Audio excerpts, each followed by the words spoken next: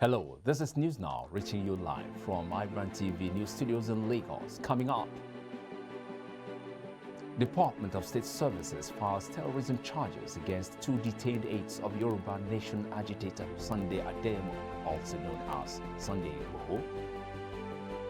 Now, gunmen kidnapped two male children of the deputy provosts of Issa Keita College of Education, Tutsima, Katsina State. Nigeria trade deficit surges to 5.81 trillion naira in the first half of 2021. Bitcoin crashes to its lowest in 1 month, falling from $52,000 to under $43,000.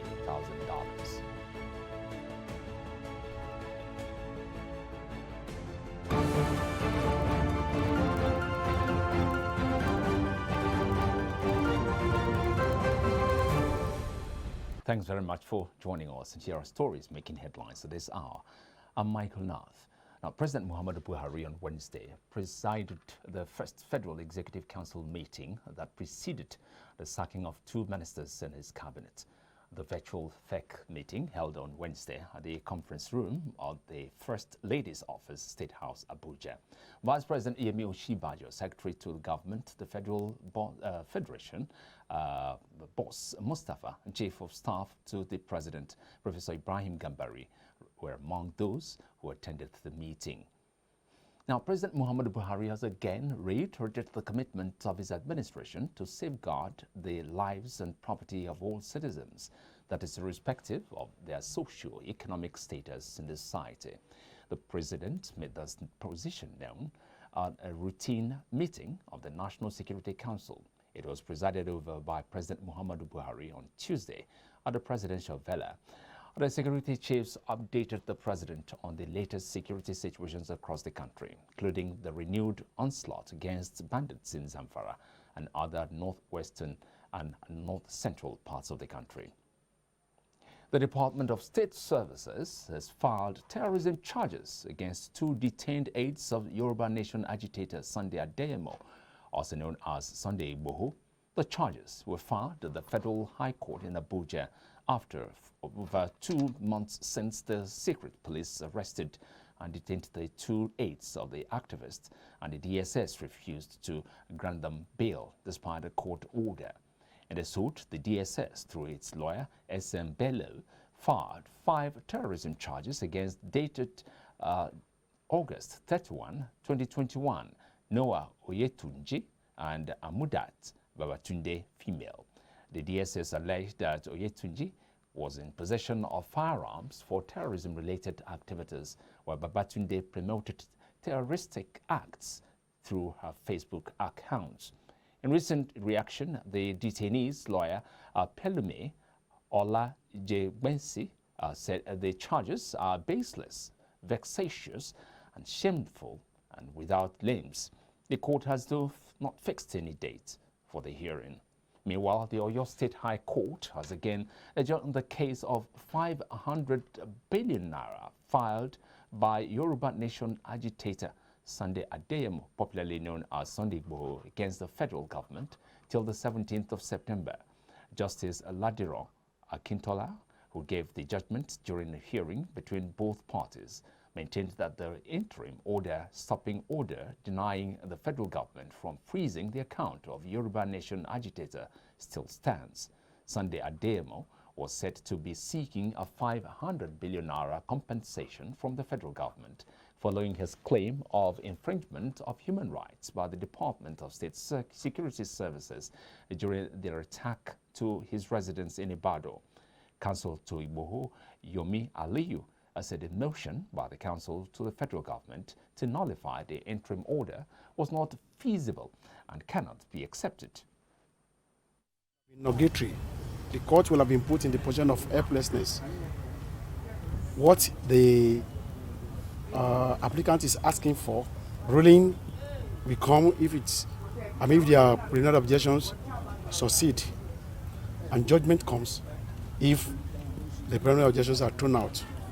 So we are coming back to court for judgment. And the federal government says it received additional 1,123,200 doses of Johnson & Johnson COVID-19 vaccine Speaking with journalists in Abuja, Faisal Shuaib, Executive Director of the National Primary Healthcare Development Agency, said the latest shipments were received as part of the 39,800,000 doses procured by the federal government. Shuaib said the single-shot J&J vaccine was received last Saturday through the African Vaccine Acquisition Team of the African Union, a facility provided by Afreximbank. Now, Shuaib noted the NAFDAC team has already taken samples to analysis and are currently scanning the codes to ensure proper serialization of the vaccine. Gunmen have kidnapped 2 male children of the Deputy Provost of Isa Keita College of Education, Dotsima, Katsina State, Dr. Ismail Ado Funtua.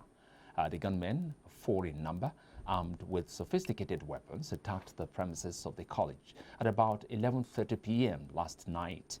The hoodlums, upon their arrival, moved straight to the residence of the Deputy Provost. They tied the gateman and proceeded to kidnap the children of the college's Deputy Provost, along with his junior sister. And now the victims were identified as Usman Aminu and Abdullahi. Police authorities in the state are, however, yet to comment on the incident at the time of filing this report. Plateau State government has announced a further relaxation of curfew in Jos North local government area of the state. It also lifted the ban earlier placed on operations of tricycles, commonly referred to as keke.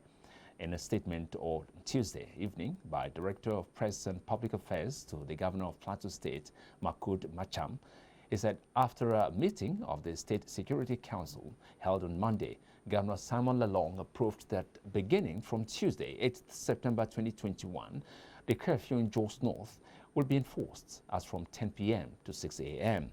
According to him, this will tally with the current status of the curfew in Jos South and Basa local government areas, which still remains from 10 p.m. to 6 a.m.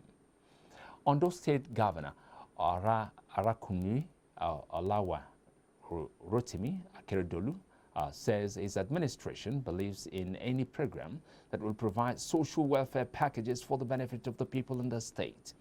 Governor Akeredolu made the remark while playing host to the Nigeria Social Insurance Trust Fund, led by his Ibadan Regional Manager, Mrs. Toyin Emodi.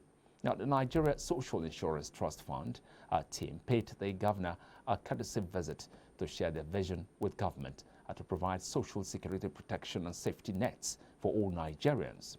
Responding, Governor Akeredolu thanked the team for the visit, stressing that the social welfare of workers in Ondo State remains highly a priority of his administration. But it's an insurance, really. It's something which we all embrace, really, because we're talking about insurance for unforeseen circumstances or situations, because life itself is a risk. I want able to ensure our lives, our work, and our living, So we definitely encourage our people. All the companies that are operating in those states, we encourage them, we appeal to them to be part of this scheme. You have failed when you were elected that you will be pursuing a totally repackaged program, Christian Redeemed. We all know the meaning of redeemed. And one of the E's third state, effective health care and social welfare services, which we believe NSITF and the state government can partner together to ensure effective social welfare services is rendered to the state through the employee compensation scheme. In a bid to strengthen local intelligence gathering and internal security of the state, Governor Boyega Oyetola of Osun State has disclosed that the state will recruit 750 local vigilantes for intelligence gathering. Oyetola made this disclosure in Igboho while inaugurating 360 newly recruited officers into the State Security Network Agency, Amotekun Corps. Amotekun is created to collaborate with the security agencies and the vigilante groups and hunters across the state in order to ensure security in a peaceful, harmonious, and professional manner. Let me also remind you all that by the nature of Amotekun operations and network, Yours is a complementary and collaborative security outreach. I therefore urge you to collaborate with your colleagues in neighboring southwest states to keep our region and our people safe. Our operatives have undergone series of physical, mental, moral, psychological training, which has in no small measure prepared them for the daunting task ahead. The operatives are in high spirit and they are eager to be launched to perform the duties that the laws establishing the agency has bestowed on them.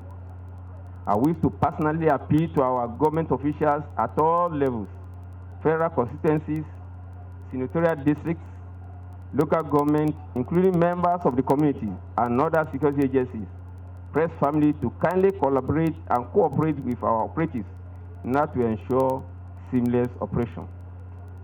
Section 14, subsection 2, paragraph C of the 1999 Constitution stated that security and welfare of the people is the paramount purpose of governance. The only way we can ensure security is to decentralize the Nigerian security architecture. And just like our governor has given us the mandate, we are working towards a realization of the state police and decentralization of the unitary police structure in Nigeria.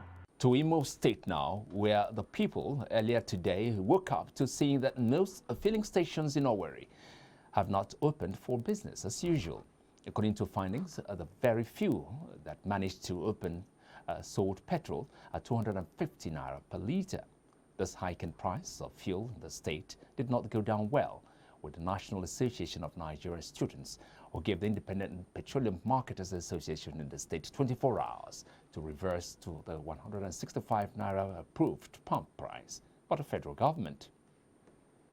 As a student, we believe in the rule of law, but we believe in it to the extent that when you have a judgment in lower court, there is the room for you to go to appeal. Since all the filling station has been closed, there is only the black market that people are now buying. Everything in the state, the hardship method of our students, the majority of our students could not even afford the money for the transport to go back to school, and even goods and services in the state has increased. So I call immediate emergency meeting of my schools and the JCC executive and the stakeholders. We have received complaints of frustrations by our members occasioned by this wickedness, where a distance from Douglas to Federal Polytechnic Negede, Futo and Imuago costs between 700 naira to 900 naira per trip. Because our members are worse hit, and students in Imo State can no longer go to school because over 80% of students are living off campuses as a result of inadequate hostel accommodation in our campuses. We feel. You're watching News Now from iBrandTV, Lagos.